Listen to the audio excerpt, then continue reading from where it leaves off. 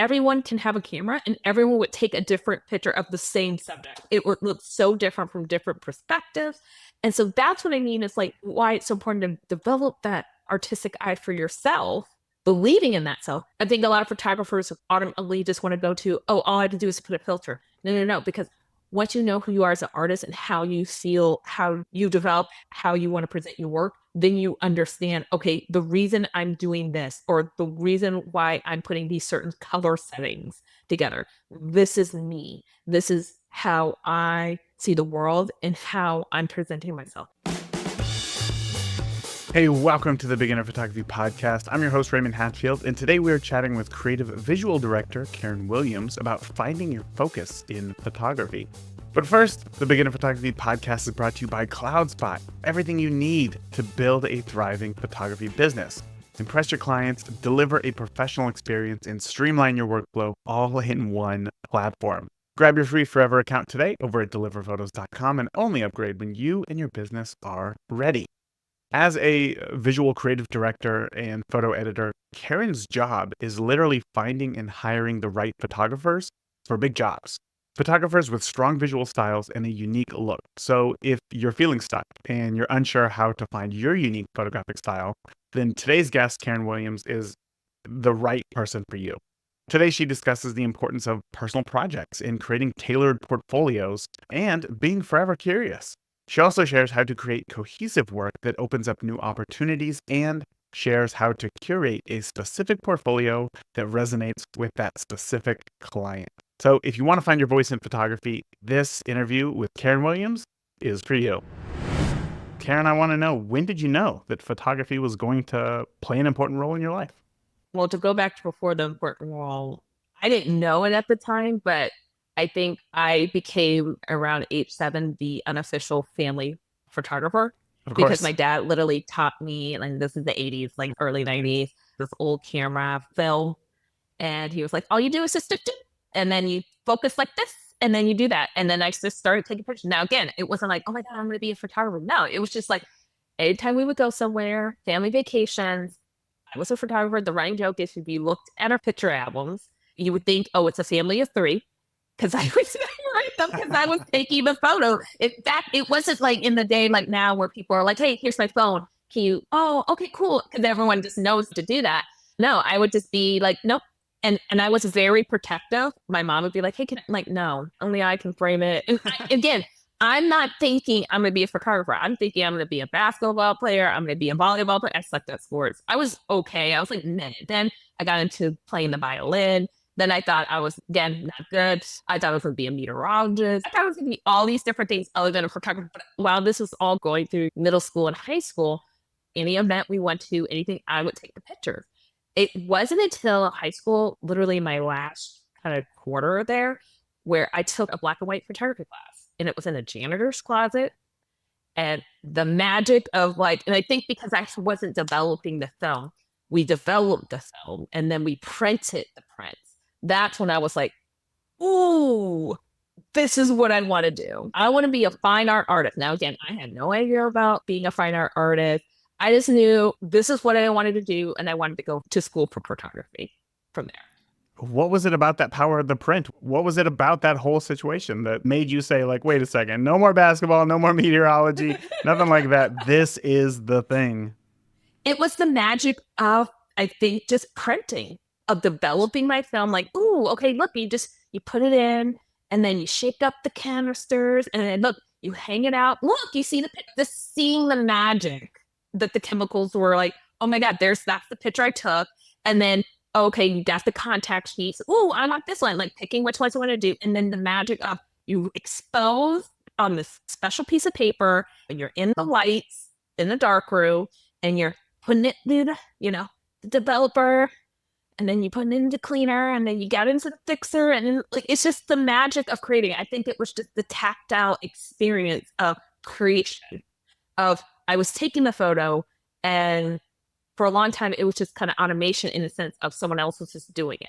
But then when I did it myself, and I was like, wow, I saw it, took it, and then I developed it, and then created a physical thing with it.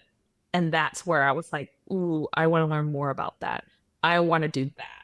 So how did that manifest? Did you go to college for it, or what was the next step? So the next step, I took like a 2 year break a little bit, or like a year and a half, because I had graduated early. I did like 10 credits so I could just, and I was sick of school. But then eventually I was still looking at photography schools, and I ended up going to a small kind of private college called St. Edward's in Austin, Texas, because it was that or UT kind of back then day. But I was like, with UT, I fell in a trope of, oh, it's so many people. I'm going to be in an auditorium and I'm going to be lost in the sea of people, where St. Edward's was like very small at the time. It's huge now, but it was very small. It was like maybe 7 people in the whole program or something like that.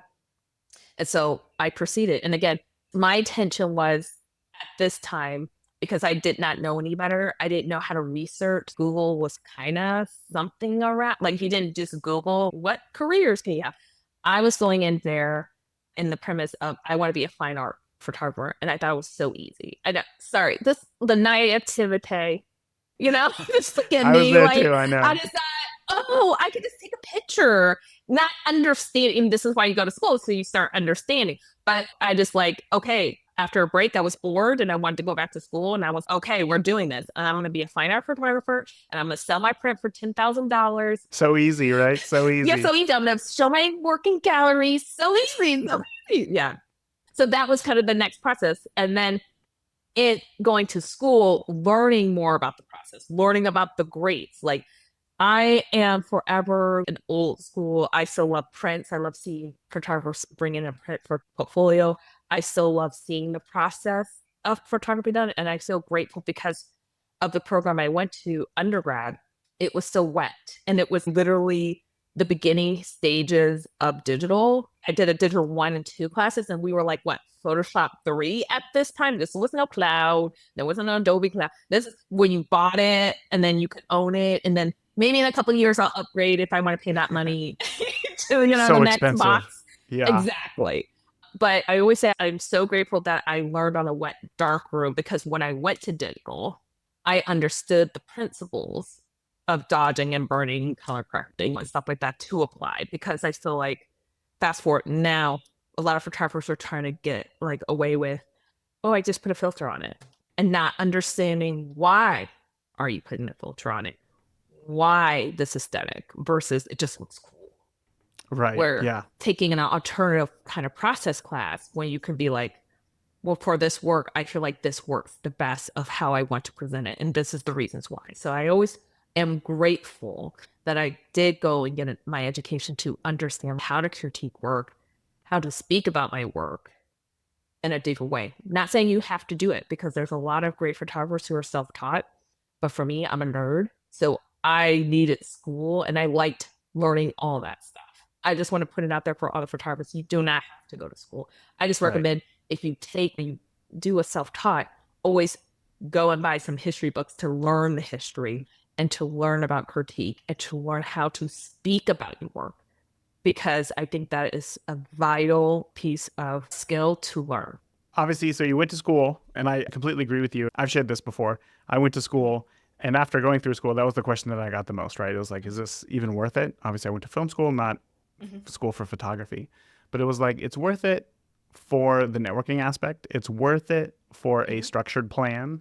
Mm-hmm. If you are somebody who is a self starter and Mm-hmm. knows what it is that you need, then by all means, you don't need a degree in this. Go for it. But if you need a little bit more help, if you need that structure, if you Mm-hmm. need some guidance, I highly recommend school. 100%. Yeah. I want to know what happened next, right? You went to school, you want to become a fine art photographer. What happened? Because today, the path changed at some point. I want to know how you got to where you are today. After I graduated my BFA, I had still no idea what I was going to do, because what was taught really in school, or what you saw, was either you were going to be a photographer or a fine art photographer. I sucked at studio. I sucked at lighting. Like, I knew I probably wasn't going to be a good photographer. Okay. I just knew, but I absorbed the information. I knew what a good image was.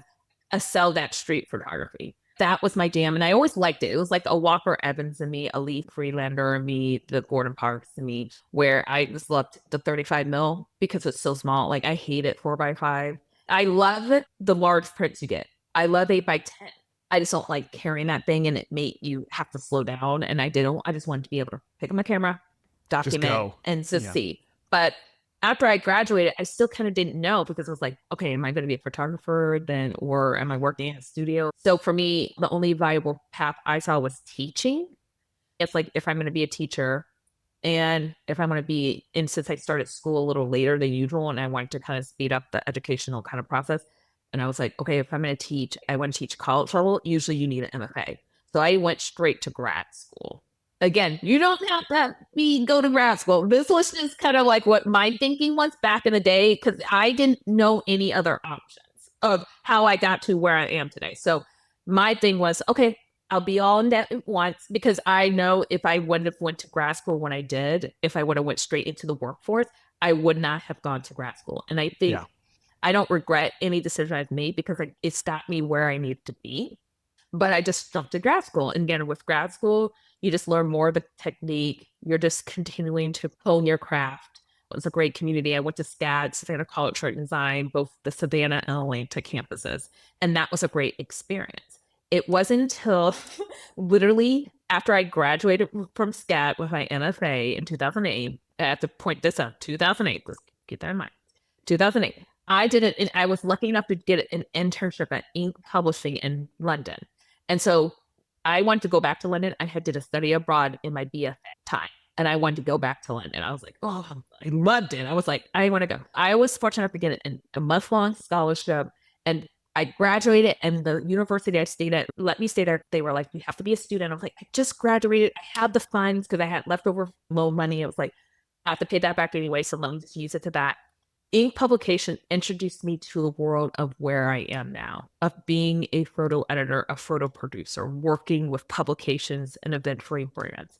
It is, I think, still a kind of a custom publication. And when I was there, it was specifically for like European airliners. So those magazines you see in the back on your flights, that's what they were doing mostly for the European airlines and a few, I think they had United as well. I don't know if they still have United stuff, but those were the things they were working on. So that's where I learned about, oh, okay, so you're telling me I don't have to be a photographer. So there's a world where I can work for photographers. I'm doing photo research. I'm essentially just doing logistics, helping still create amazing images, but I don't have to be the one behind the camera. That was, I want to be a photo editor. It was a perfect world because I didn't necessarily want to be a photographer. I always say I couldn't do the photo hustle of marketing yourself all the time, going through the freelance life.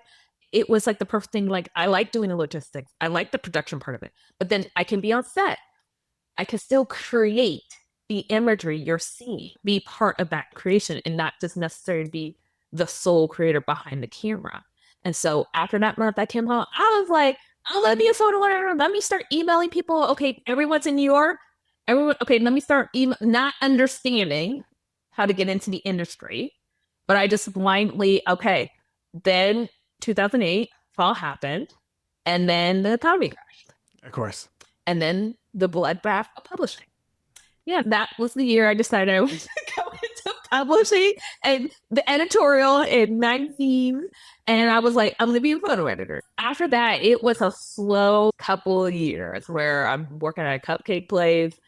I'm doing some internship at a museum. I'm trying to get the experience because back in the day, entry level was like 2 to 3 years experience. Fortunately, I was able to then get an internship with Austin Monthly Magazine. I lived in San Antonio, so it was like an hour drive on the 35. And so I did that drive. And I had to explain to my parents, why are you doing this for free? And then you have to bring your own computer. I'm like, no, this is how the industry works. I have to, and it get networking. That's how I kind of started figuring out the industry. Is who you know, getting those references, and building up my portfolio to show people this is what I've done, like spread wise. Here's the shoots I produced, or here's what I photo researched to get that kind of social proof. I was going to say, isn't it funny how not far away 2008 seems, and yet how completely different of a world it was just in the world of photography, but also an entire crash at the same time. Again, I've shared this story before. It's like that was the last time all the actors and the writers went on strike. Mm-hmm. It was also right when I graduated Yep. from film school. So it was like, I guess I'm not working. Like, I don't know what to do. And that's what prompted me to pick up a camera rather than a cinema camera, I guess, and then get into photography. So I'm right there with you. And again, Yeah. it feels so long ago, but also not long ago at all. It's so strange. But I love this concept because I know that there's a lot of people listening just like you. They love photography. They love creating powerful images. They love seeing powerful images. They love being Mhm, just around because there's an energy around powerful photos. mhm, But not everybody can create with at such a high level. The type of photography that is, I don't even know how to say this, the technical ability that is required to bring out that emotion in people. And mhm. I think what's sad is that so many people, and I'll be honest, myself included, I go to so many weddings and I think to myself, I could do so much better than this. And I look at 100 other photographers and I'm like, they're way better photographers than me. But I think the problem comes when new photographers say to themselves, well, I guess that's it. I guess if I can't achieve this level, what am I even doing here? And then they just completely give up on photography altogether. But I love how you're sharing that there's other paths in photography that don't necessarily require you to be the one taking the photos. So for those listening right now who are like, wait a second, tell me more about this. Can you tell me more about what is the job of a photo editor? What is the job that you're hired to do? Because again, many new photographers may think that it's Mhm. just you're the one who does all the work in Lightroom, but I know that that's not the case. So can you share a little bit more about what's involved? Yeah, of course. It's like a lot of things. When I talk about photo editor, it is thrown around two different ways. It is thrown away as a photo editor, as like a photo retoucher, because some people will just use that term because it technically they are editing the photo, so that makes sense. But in I would say photo editor in terms of like how I'm about to describe it, it's used more in the publication editorial realm, where in brands and maybe advertising, it might be like called photo art director or something like that, or maybe a photo producer. And even that goes into different camps of words where you could be a photo producer and still be doing art direction at the same time or be straight logistical. And being a photo editor, like at a publication, so this is kind of the context that I'm speaking it into, is you're a lot of things. And when I get into it, I'll let you know. But basically, you are helping, and it depends. You could be in a team of 5 people or more, or you could be a photo editor one. I've been in both situations. But basically, you are helping to bring to life the visuals of a magazine, whether that is through photo research, of looking through stock sites or archives. Say we were doing a retrospective of all the presidents in the world. You're not going to find that all in iStock or Getty or whatever. That's what a photo researcher. That's a tail sign of a good photo researcher, where you're going into the archives or you're going into, oh, I know this photographer has in their collection or they've shot this person and seeing how much they wanted to license it for. You're doing photo production. So you're handed, hey, we're going to shoot the mayor or we're going to shoot this police officer or we're going to shoot this business owner. Okay, first you're going to be deciding kind of like collaborating with the art director or creative director, or the writer probably, and then the editor in chief of like, here's the direction and vibe we want to go with. Maybe it's like in studio, maybe it's on location. This is the kind of creative direction we want to go. Getting buy-in, getting a consensus, and then finding the right photographer or artist. Maybe it's a photo illustration. So maybe you're working with design of they're working on the illo part and then you're tasked with the photo part. Or you could be doing both depending on the circumstances. And then again, photo production, you're setting up the photo shoot, you're reaching out to the subjects or whatever. You are, okay, what day and time are you available? What day and time the photographer, making sure schedules matching, putting together the photo stop list. Sometimes you're going on set, the location to make sure, your photo art directing and making sure everything is like going smoothly. Or maybe you're remotely doing it. Maybe you're not, and you're like making sure you're communicating with the photographer throughout the day, throughout the shoot. So if something comes up, you're able to troubleshoot it. Always being alert, getting the high res in, making the selections. If photo research, retouching is involved, you're helping to facilitate that, making sure credits, the proper credits, how it's laid out. There's so many little things. And I always say part-time lawyer and making sure that you're like, hey, where did that image come from? Google, that's fine. But I think the Mona Lisa state is going to be like, no, you can't use this right here without permission. We may be sued. Let me go and see if I can find a start or license it so we know we are covered. And then I always say the bonus therapist, because sometimes you have to deal with meltdowns and stuff. And basically, I always say team photo for life. One of the hearts and souls of like, I think, a department, because there's so much we have to do and this is just a little taste of what I'm telling you what you have to deal with. It's just so much nuances Yeah, there's to a the lot. job. It sounds like a whole lot. When photographers from the other side want to come to this side, I always say it is a different game. This is not a photography job. Sometimes you do shoot photography if it depends, if it's probably like a smaller publication or maybe a newspaper where you're kind of doing both. But for most times, you are behind the desk. I always say you either love this job or you hate this job because there's a lot of just sitting around the desk. And I think the glamour for me of why I want to be, I'm like, oh, I'm going to travel. I'm going to be able to do these fancy shoots, go to Paris. And then I started traveling for shoots and started, no, you're still working 8-hour days and you're on the shoot, but also you still have to do your job. Like you still got to do that on top of that. So that turns into like 16-hour days of Yeah. having to stay on top of other work, but then also be on set. I always say the glamour goes away once you go to your one intense shoot and you're like, yeah, maybe I saw the Eiffel Tower while passing by, but you're not going to have time to sightsee and all that stuff. But for me, I love it. I just love that hustle grind. It could be the worst shoot gone wrong, but I'm like, okay, let's do it again. We're going to do it better this time, right? It's like one of those things you either love it or you hate it. Where does that come from? Why do you love the chaos? I come from two military parents. I'm an early riser. I love structure. I love discipline, even though it's like a chaotic world. And again, and it's good and bad because it's like you shouldn't want to be work yourself to the bone and then almost be to burnout, which I've been in burnout like a couple of times in my life. And it's like the nature of the beast of just being in this industry of kind of like, okay, we just get it done. You just get it done. But again, like I said, either love or hate it. And for me, I just love it. I think at the end of the day, I get the magazine or the publication or you see it on a billboard, and you're like, create that. As a photographer, and you see something the first time you create it and on a billboard or like at a feature or the cover, and you're like, it was worth it. It's hard to explain because it's just like the rush of getting that shot. When you know you have the shot, you're like, this is a shot and it's Yeah. just worth it. It's a hard feeling to describe. But for me, that's like come more and more and more. Again, there's toxicity kind of everywhere you go, but it's just like how you handle it. And for me, it's like at the end of the day, if I'm loving what I'm doing, the team I'm working with, the other stuff kind of just performs Of away. course. Yeah.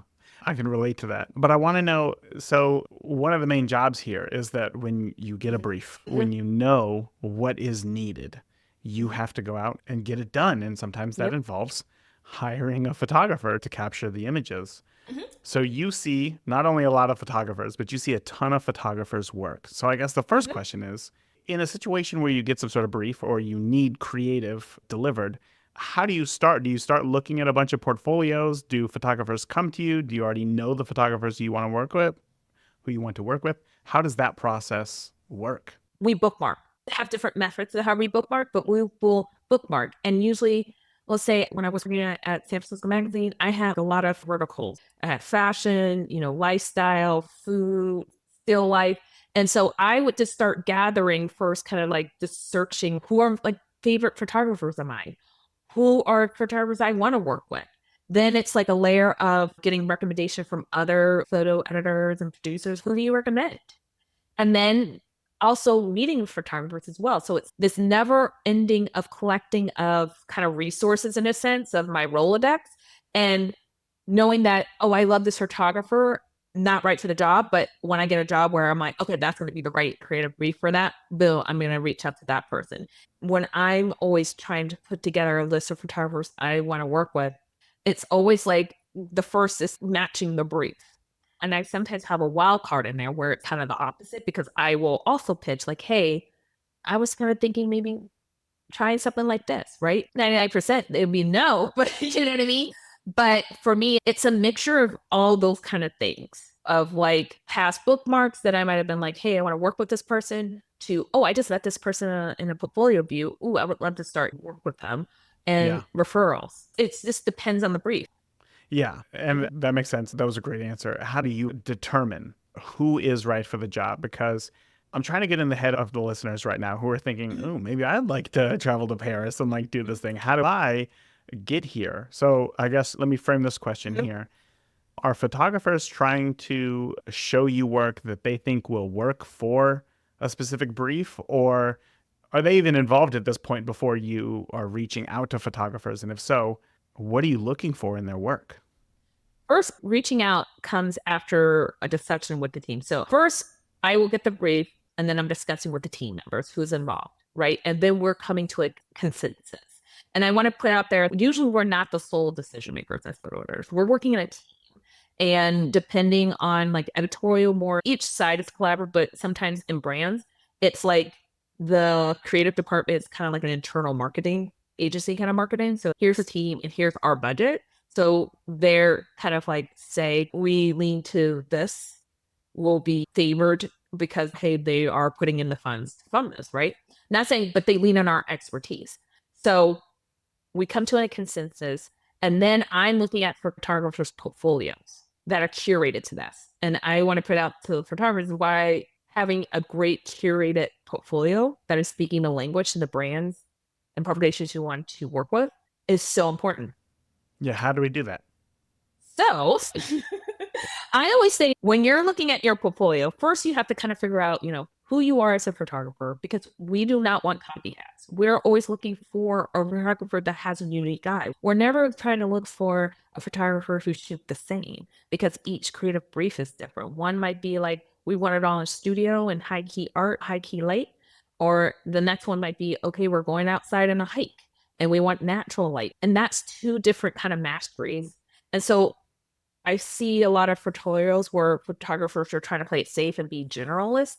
And those kind of go at the bottom of the list because I'm looking for something highly specific, usually most of the time. And I want to see a mastery. I want to see a carefully curated portfolio that I can show to different people. And keep in mind, these different people on the team may not be visually in depth as me, where I could see the potential maybe, and there may be like a couple of it, but I see enough that I'm like, I feel confident that it's higher, but someone might be turned off. No, I don't get it. And it's just a quick yes or no. First, know who you are as a photographer. Define your own visual style, what makes you you. I always say it's better that people are reaching out to you because they like your vibe and they're like, we want to work with you and we want what you do applied to whatever we want you to shoot. Knowing that you're going to work within their sandbox of creatives and stuff like that. But they're not hiring you to be like, oh, we like your work. Now 180, do this. Sure, Right? sure. Then curate it to that language. So if you want to shoot high-end luxury, I'm working for Tiffany's, I'm going to be looking for high-end luxury in that portfolio. It can't be having no broken links. Well, just in general, no broken links. Yeah. It needs to load fast. Golden rules of website, no broken links, needs to load fast, curated appropriately with awesome images. Need to know a location and contact email. You can have a form and an email, but don't have a form because we like to feel like we're reaching out to real people. Sorry. Right. And back to the question. But that's what I'm always looking for. First, it's like that portfolio. I want to feel confident that you know how to do what you're showing me inside and out. So if something goes wrong on set, A to C, okay.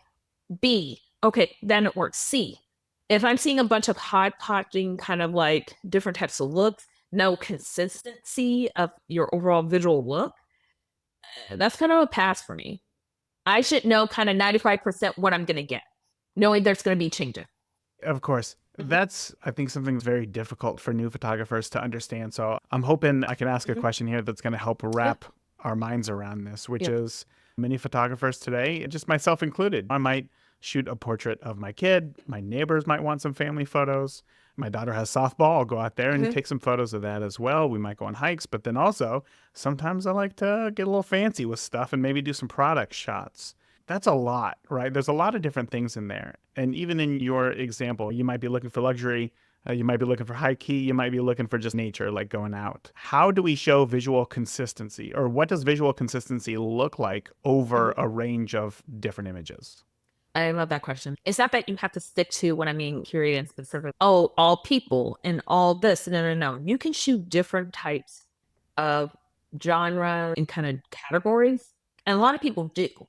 But it's the visual consistency of how, and I say it's like the aesthetic. And a lot of people will take that, well, they just all put this filter on it. This is why I always advise photographers look at key players in the genre and the work you want to be producing, that they're getting the work that you ultimately want to be getting to look, and look at how they are positioning themselves. And I do this all the time when I work photographers or when I in portfolio reviews, I'll show examples. And again, these are not to compare to like to yourself, like, oh my God, there's some no, no, no. This just to give you an idea of look at this person, look at how visually how they're shooting fashion. I always give one example of this photographer, and this person shoots fashion. But because of her like kind of visual consistency of how she shoots that, she carries that over in how she shoots travel, how she shoots events, how she shoots product, and she gets hired for that. It's hard to explain because it's like kind of a visual thing. You have to look. But that's why I always tell photographers look at other photographers and you the photographers you see getting these work from like these top brands and top publications, they all have a vibe. One might be it's like a soft, natural feel. Another might be like this is obviously my thing is gels kind of thing. And it's applied to they have developed, and this is kind of tandem hand in hand of develop their own visual in a sense of this is how I myself as an artist sees the world. And I think newer photographers sometimes fall in the trap where I have to do everything. So I have to kind of make everything look the same. And it's no, the most important thing as a photographer and why people look to your work is they want to see how you look at the world. I look at the world versus you look at the world differently at the same time. If we went down the same street, this and both of us went down the same street and we were photographing, your photographs are probably gonna look way different to mine because I'm gonna see the beauty. Probably I loved shooting abandoned buildings and like raggedy things because I saw the beauty of the forgotten. Where you might be like, look at that couple sitting on the bench, look at this couple, or look at this person right here playing. You know what I mean? That's what I love about photography because the thing is, everyone can have a camera and everyone would take a different picture of the same subject. It would look so different from different perspectives. And so that's what I mean is like why it's so important to develop that artistic eye for yourself, believing in that self, then the visual consistency of how you process it. I think a lot of photographers automatically just want to go to, oh, all I have to do is put a filter. No, no, no, because once you know who you are as an artist and how you feel, how you develop, how you want to present your work, then you understand, okay, the reason I'm doing this or the reason why I'm putting these certain color settings together, this is me. This is how I see the world and how I'm presenting myself. Knowing that it can evolve because that's why I say a lot of these photographers see top of the game, look at their early work. You will see a progression because they're continuing to master their craft and continuing to develop their eye in a new way, but still feels like them. Mm. Well, this may be kind of a hard question, or maybe it's a really easy question. How do we do that for ourselves? How do we find what our focus is? How do we define what it is that we want to focus on if it's not necessarily subject matter and there's other options, like you said, lighting and editing? How do we begin to find our focus in photography? I always say you have to do it. So I would say go and start looking at visuals, put together a mood board, see what you're attracted to, because I can tell you there'll probably be a through line of why you like these certain images. And then the next step is to go shoot it, go start photographing. I think a lot of photographers think, oh, I have to photograph after school or after self-taught. I only shoot when I'm getting hired. The only way you develop is like that. I forgot who said the quote of it takes 10,000 hours to really Yeah. develop things. You got to go and start shooting over 10,000 photos over and over and over again. You will find quickly what you're passionate about because you'll start saying, I'm passionate about shooting people. I want to get that story because you know what I mean? Or I'm passionate about still life. I love being able to control the environment and control the elements and coming up with my creative mind, like, okay, let me try, I'm going to knit the whole scene together and then I'm going to place the light, you know what I mean? There will be an inner spark, I believe, that will come out of you, but you have to do. And it's hard. I always say this is the unsexy part of it. And I don't think it's taught enough, but you have to really sit there with yourself and figure out and whatever works for you. Some people like to go walks, some people like to journal, whatever works for you. You got to sit down and be like, okay, there's a reason why I love doing photography and really get deep into it. Once you've kind of figured out, then you kind of lean in to that. And again, it doesn't mean that, let's say you have multiple interests. It doesn't mean that those drop away, but you have to focus on one thing first to master. If you want to shoot weddings, you want to shoot portraits, you want to shoot cars, okay, cool. But here's the thing. If you don't master all three of them, they're all going to look mid. And if one looks amazing, but the other two looks mid, that's going to bring down the amazing portfolio because people can't trust you. So you have to master kind of one thing at a time. And then once you say you master portrait, okay, you want to add travel to it. So then from your portrait and how you've developed your visual eye and, your artistry, how do you apply that, what you're doing to portraits, to travel photography? How do you apply it to still life? You're not reinventing the wheel, because that's why it's so important to first know your visual eye and know how you think. And then you apply that to these other genres. And that's what makes the whole thing consistent and doesn't feel hodgepodgey. When I run into, I'll be like, this is amazing, your portrait portfolio. This is your strong suit. And then I get the still life, and then I get the food. And then I'm like, What's okay, going we on have here? not mastered. Again, food photography is a different beast than portraits, than fashion. Then, you know what I mean? There's different skill sets. Are you committed to learning that to be the best that you can be in those different genres? Yeah, that's hard. That's a hard Yeah. thing to do, right? And it kind of goes back to another reason why I always suggest always continued education, but Mm-hmm. maybe school is the right choice. If you hear that and you think to yourself, okay, master it, I get that, but what exactly does that mean? Then you definitely need help. So again, I really appreciate you breaking that down. That helped me out a ton. May I add to that? And it doesn't mean you have to go back to school. Here's the thing. For me, I take a bunch of courses. I remember I took like lynda.com I, or those other subscription ones. Like I would wait until they had sales for it's $9.99 and I would just load up on that. You know what I mean? Or go to the library and just check out books, read it. YouTube, TikTok.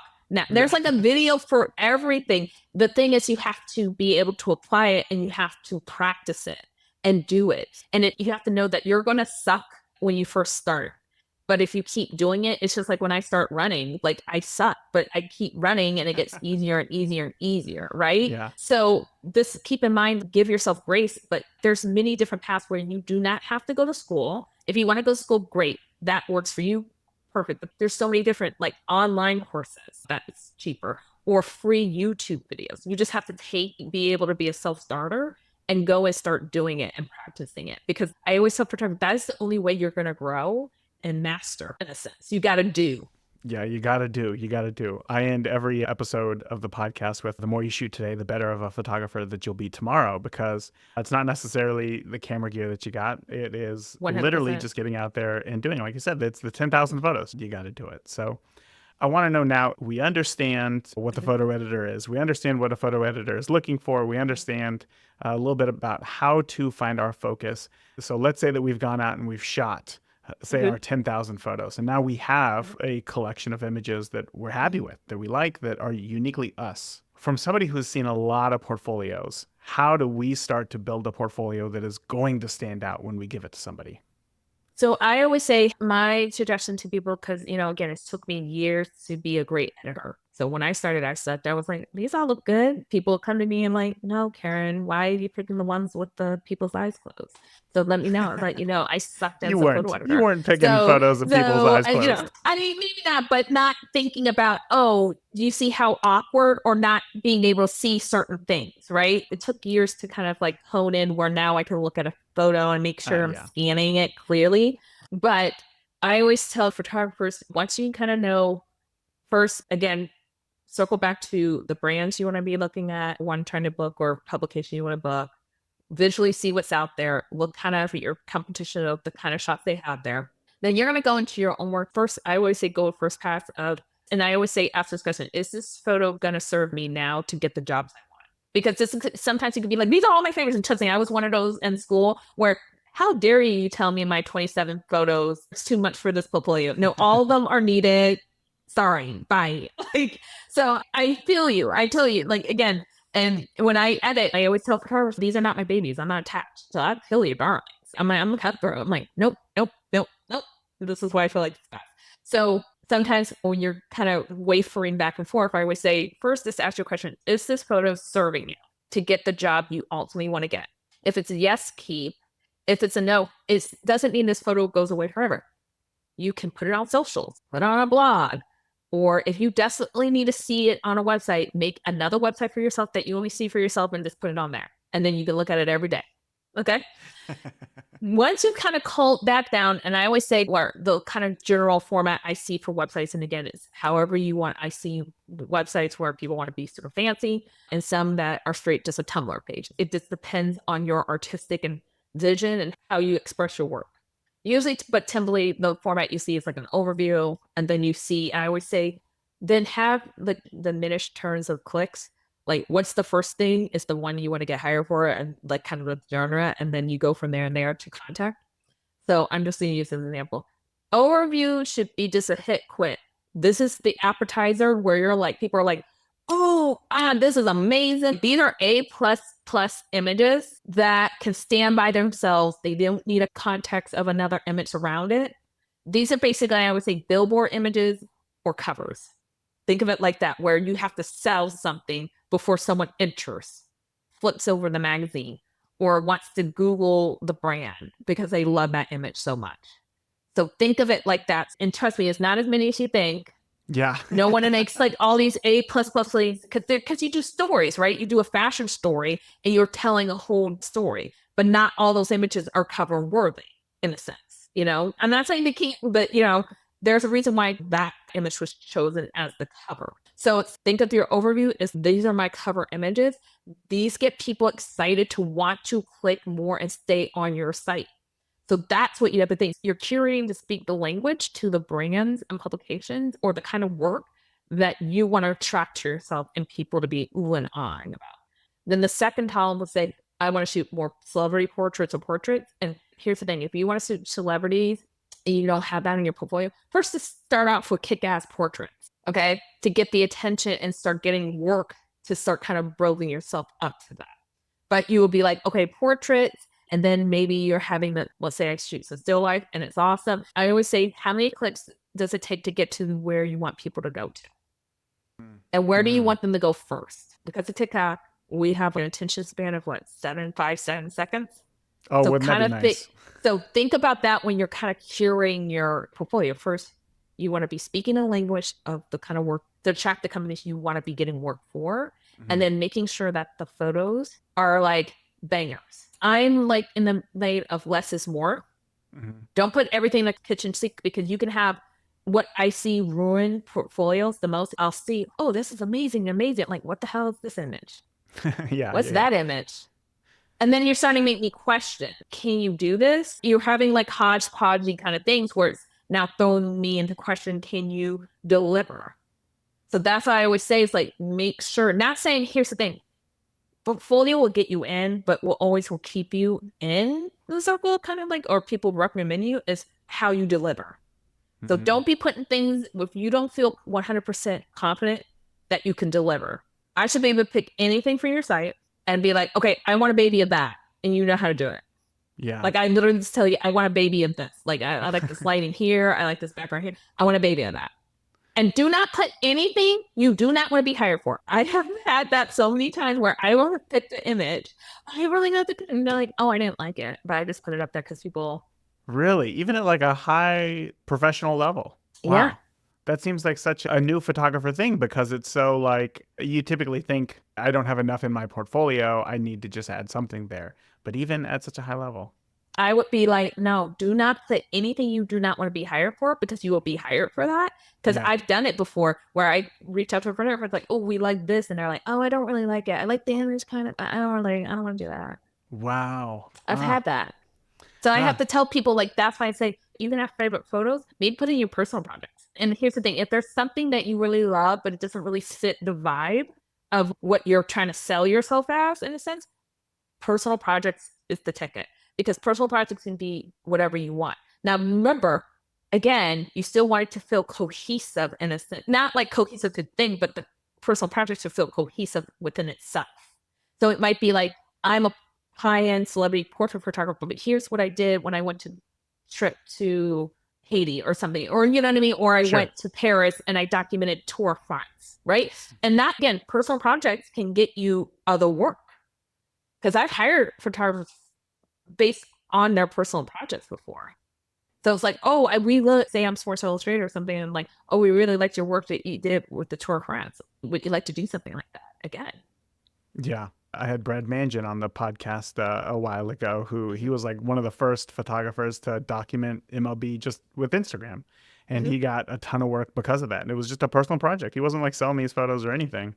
So that's a great tip right there. And I'm glad to hear that it wasn't just a one-off thing and that it happens in more cases than that. So Karen, I know that people are thinking to themselves right now, this is wonderful, but I definitely don't want to get to the point to where I put in all this work and eventually build a garbage portfolio. So as we end our conversation here, can you let us know where can we find out more about you online, more information on how to go deeper into our focus, get more into the business side of commercial photography here, and build a awesome portfolio?